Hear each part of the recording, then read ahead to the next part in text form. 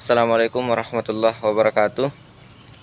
Alhamdulillahirrabbilalamin. Salatu wassalamu ala asrafil anbiya wal mursalin Sayyidina Muhammadin wa ala alihi wa ashabihi ajma'in, amma ba'd. Bersyukur kepada Allah, bersalawat kepada Nabi, dan berinteraksi kepada seluruh manusia. Langsung saja, pada kesempatan ini materi yang akan kami bahas yaitu diri, identitas, emosi, dan kepribadian remaja. Kami dari kelompok 1 atas nama Putri Sara Ramadhani, Nurfadila Ahmad, Isnaini, Diana Sukmawardani, dan saya Khairuddin. Baiklah, untuk mempersingkat waktu, kepada pemateri pertama dengan waktu dan tempat saya persilakan. Baiklah, terima kasih atas kesempatannya. Langsung saja, identitas diri. Identitas diri adalah kesadaran tentang diri sendiri yang dapat diperoleh individu dari observasi dan penilaian terhadap dirinya. Menyadari individu bahwasanya dirinya itu berbeda dengan orang lain.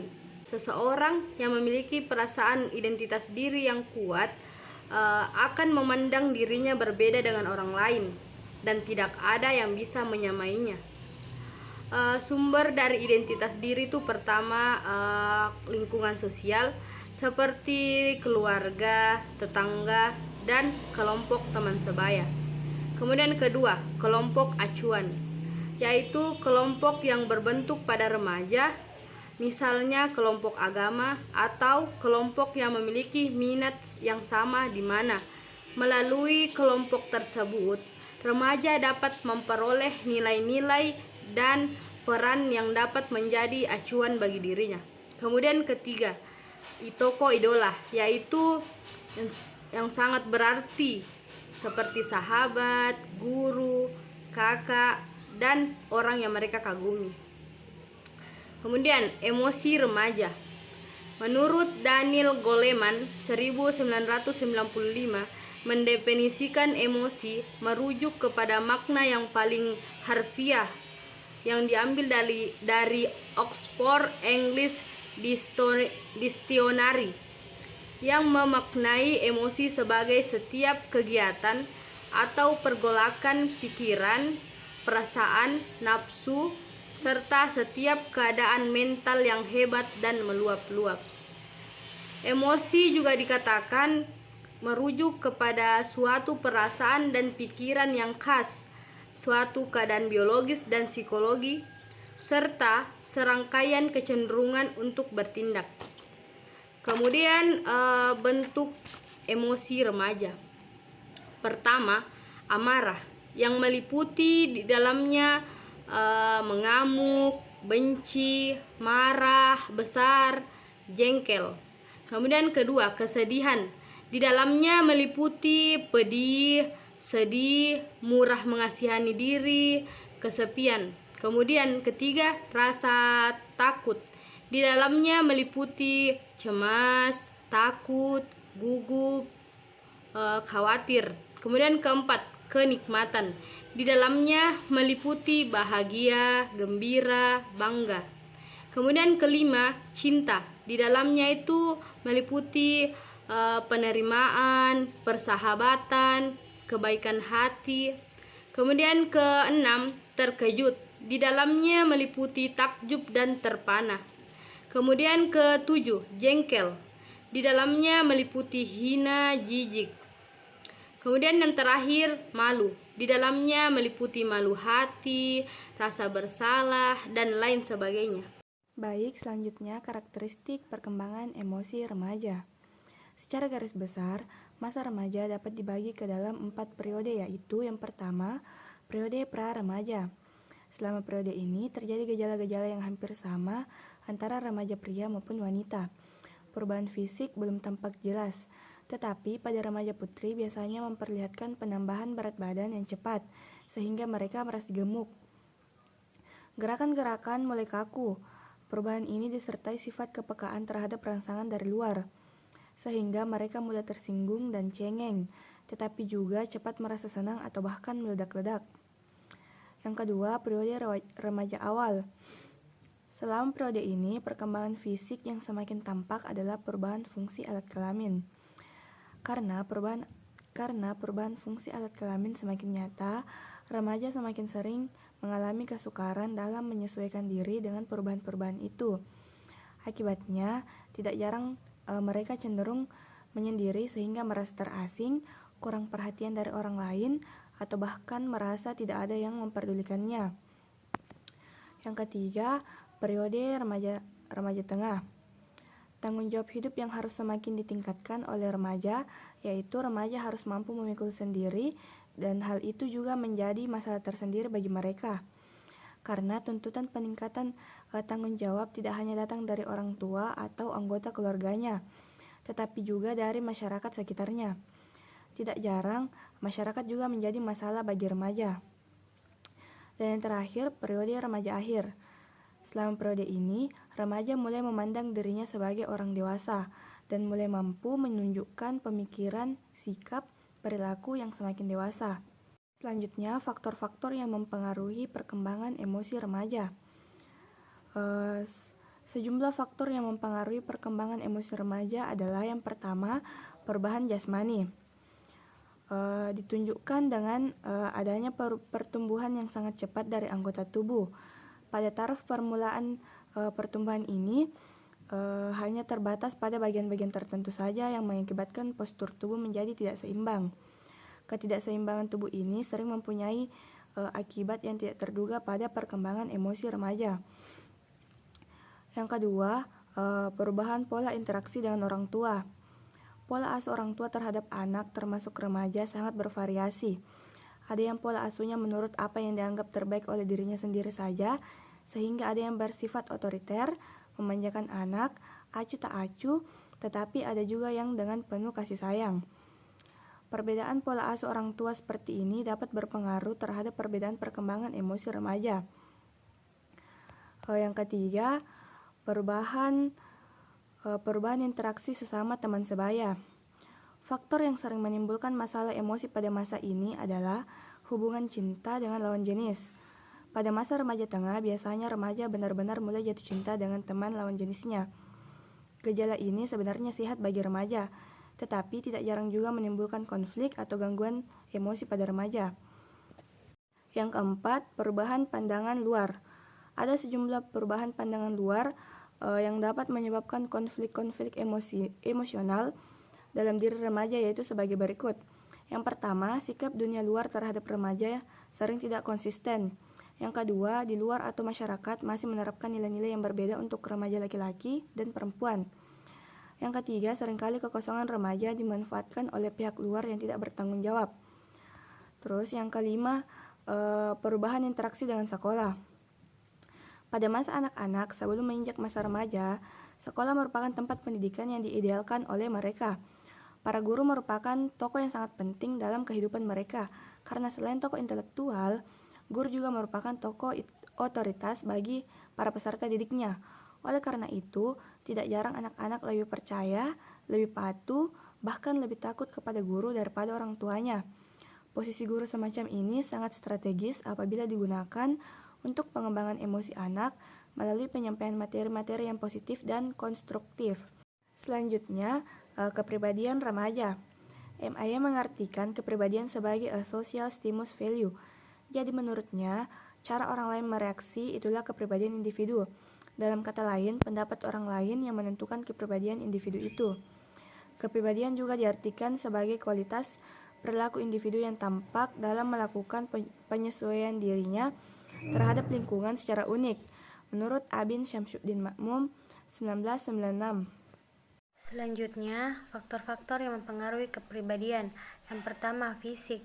Faktor fisik yang dipandang mempengaruhi perkembangan kepribadian adalah postur tubuh seperti langsing, gemuk, pendek atau tinggi, kecantikan seperti cantik atau tidak cantik, kesehatan, sehat atau sakit-sakitan, keutuhan tubuh seperti utuh atau cacat, dan keberfungsian organ tubuh. Kedua, intelijensi. Tingkat intelijensi individu dapat mempengaruhi perkembangan kepribadiannya. Individu yang intelijensinya tinggi atau normal biasanya mampu menyelesaikan diri dengan lingkungannya secara wajar, sedangkan yang rendah biasanya sering mengalami hambatan atau kendala dalam menyelesaikan diri dengan lingkungannya. Yang ketiga, keluarga. Suasana atau iklim keluarga sangat penting bagi perkembangan kepribadian anak. Seorang anak yang dibesarkan dalam lingkungan keluarga yang harmonis dan agamis, maka perkembangan kepribadian anak cenderung positif.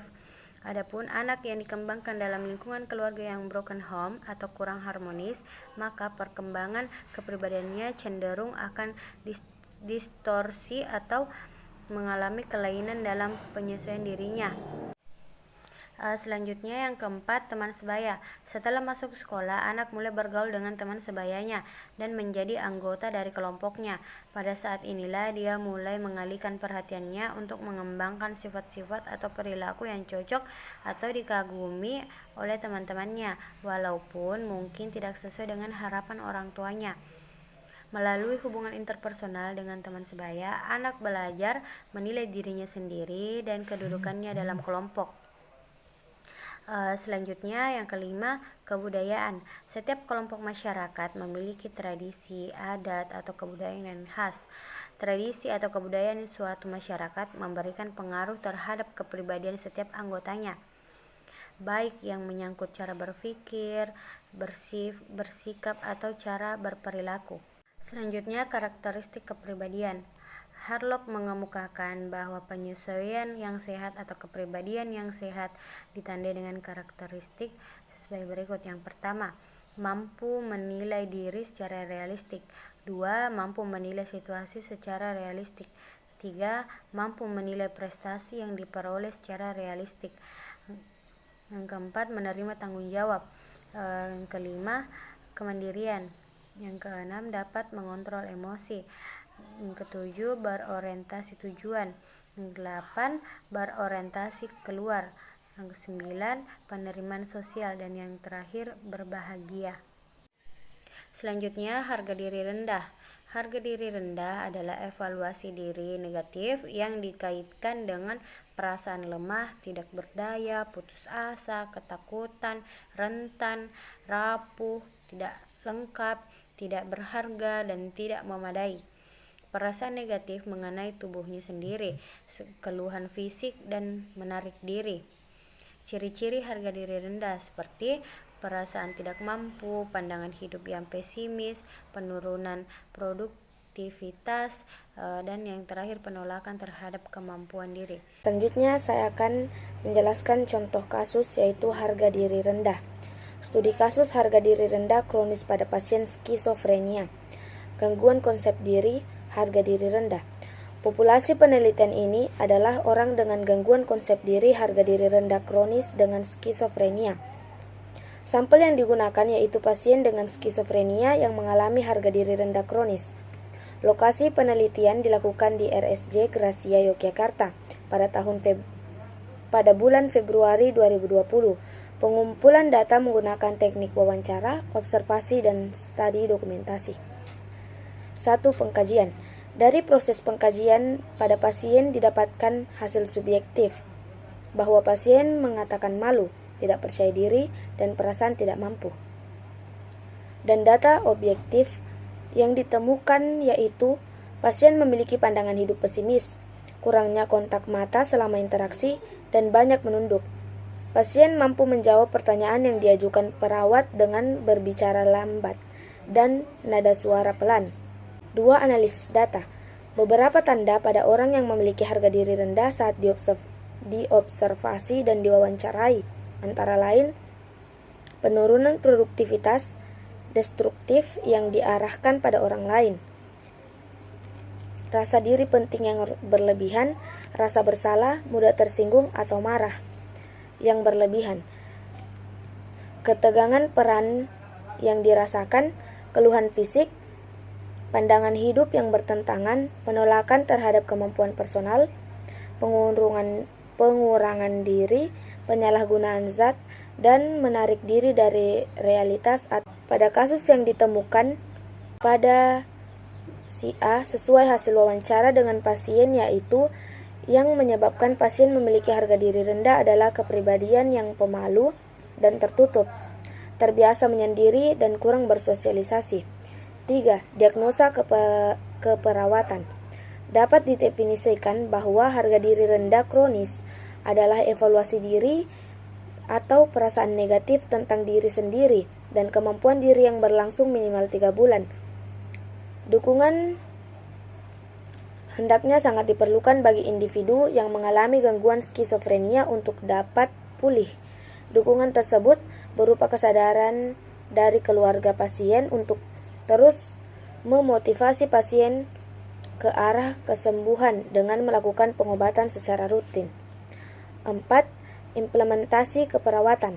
Pada perencanaan keperawatan, penulis melakukan intervensi keperawatan tujuan setelah dilakukan tindakan keperawatan selama 3x8 jam. Diharapkan harga diri meningkat. Penulis membuat perencanaan keperawatan agar digunakan sebagai pedoman dan rencana yang akan dilakukan pada si A sesuai TUK atau TUM. Terakhir, pada tinjauan kasus penulis dapat melakukan evaluasi selama 3 hari dan pasien mampu melakukan SP1, SP2, dan SP3. Pada hari pertama, pasien mengatakan bingung dengan kegiatan apa yang dapat dilakukan di sini. Namun adanya kemauan untuk melakukan suatu kegiatan.